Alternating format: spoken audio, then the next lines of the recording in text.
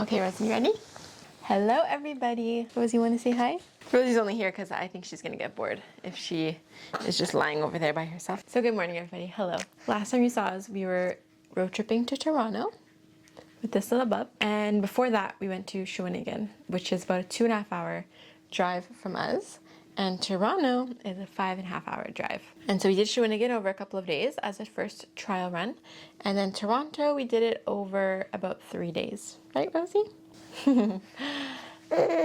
Yeah, you think it's funny too. And so I wanted to do a little wrap-up video for those 2 little road trips, giving my tips and tricks for road tripping with a young baby. She is 5 months old, so that can give you a good little idea if your bubs is around the same age. Before we continue, don't forget to hit the subscribe button below if you'd like to see more of our adventures as a family. So what's our first tip?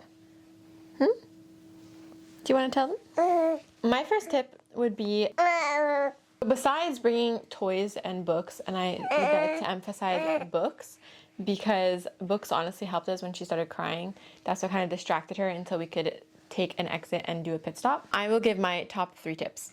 My number one tip, Rosie. What is it? You don't know? You know why? Because you were sleeping.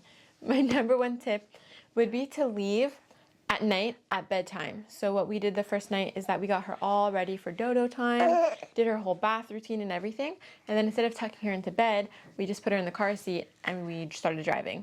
And so we did the first hour and a half like this, and it went really smoothly. She slept the whole time until we got there, and even when we got there, she stayed asleep until we got into our room, and then from all of the hustle and bustle, she woke up.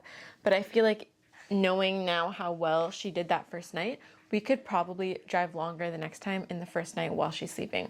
So that was a big tip. As well as, in the same kind of area, leaving early in the morning. This worked pretty well for us as well. The last morning on the way home, we didn't want to do a full day of driving with a bunch of stops. So we ended up waking up. We were supposed to wake up at 4, but we woke up at 5. And then what we did was that we drove at 5. And she slept, I think, an hour and a half straight. So that was pretty good, because usually her naps in the car are only 30. Oh, are you ready for another nap as we speak? You want to lie down? Usually her naps in the car are only 30 to 45 minutes. So getting an hour and a half is really, really useful for us, really helpful. That was probably my biggest tip, is to leave when it's bedtime. My second tip is, if you have a larger vehicle, which I do recommend if you're going to be thinking of road tripping a lot with a baby.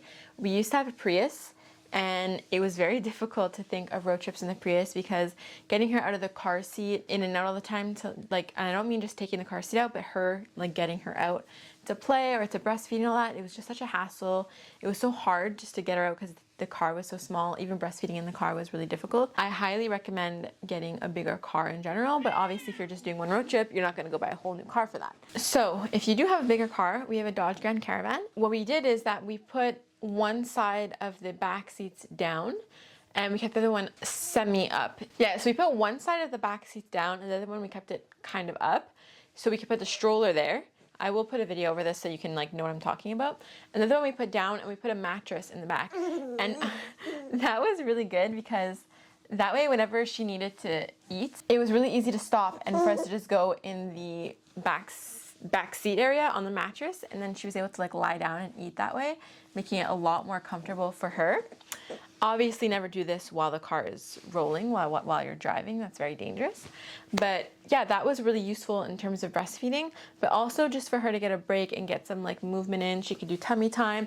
We took out all of her toys and she played there. If it was really cold outside, because it is April, well, it was April in Quebec, so it's still pretty cold. But yeah, she got to play in there. We got to read some books, so we got to get some of her energy out before her next nap time, which we would do on the road. And then of course we also stopped and went into parks and everything. But having the versatility, I guess, of that spot in the back seat, even while Jeremy made lunch, she played there. So that was just really, really nice, and I highly recommend having that little spot in your car. And my third and final tip, what was it, Rosie?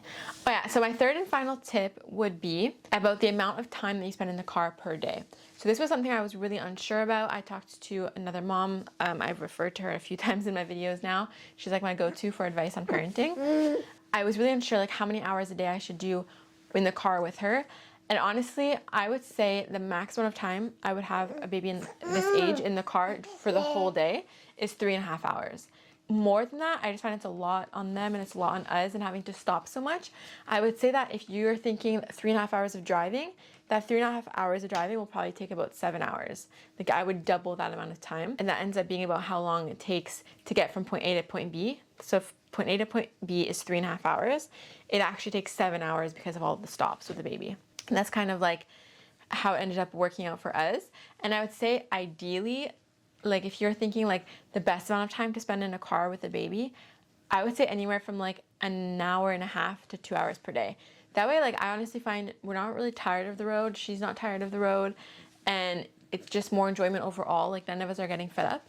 And yeah, so if you have more time, that's kind of what I would recommend. And then of course, like the 3.5 hours, we would basically stop anytime she started fussing a little bit. I don't think that there's any point in like pushing her longer than that and being like, no, you should like get used to the car or anything like that. Anytime that she started fussing even a little bit, we would say, okay, let's take the next exit, let's pull over, let's give her something to eat, milk obviously, let's play with her, let's take her outside, let's do something to make it fun, you know? So yeah, those are basically my 3 tips. It's a shorter video, but I didn't want to like overwhelm you guys with like a bunch of pointless things. Those three things are kind of what helped me, what took the stress out of it. Yeah, then we just booked hotels for the nights that we were on the road.